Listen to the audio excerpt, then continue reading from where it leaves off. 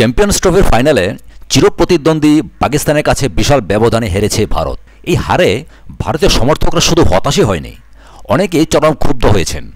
বিশেষ করে রাঁচি ভারতীয় দলের সাবেক অধিনায়ক মহেন্দ্র সিং ধোনির বাড়ির সামনে অনেক সমর্থক স্লোগান দিয়েছে। তাই স্থানীয় প্রশাসন ধোনির বাড়িতে নিরাপত্তা ব্যবস্থা জোরদার করেছে।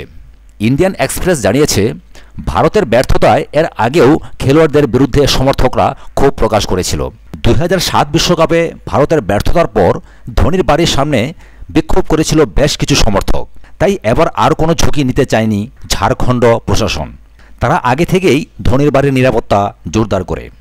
শুধু তাই নয়, ভারতের উত্তরপ্রদেশের আগ্রায় সমর্থকরা পূর্ণ টিভি ভাঙচুর করে ক্ষোভ প্রকাশ করে। উত্তরাখণ্ডের হরিদ্বারেও একই ঘটনা ঘটেছে। পুরো আসরে অসাধারণ খেলেও ফাইনালে ভারত এতটাই বাজে ক্রিকেট খেলেছে যাতে সমর্থকরা হতাশ হওয়াটাই স্বাভাবিক। ফাইনালে পাকিস্তানের করা 338 রানের জবাবে ভারতের ইনিংস গুটিয়ে যায় মাত্র 158 রানে। ধোনিরা এই ম্যাচে হেরেছে 180 রানের বিশাল ব্যবধানে।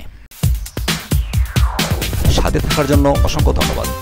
পরবর্তী এক্সক্লুসিভ সংবাদের জন্য আমাদের চ্যানেলটিকে সাবস্ক্রাইব করবেন এই আশা রাখি। ধন্যবাদ।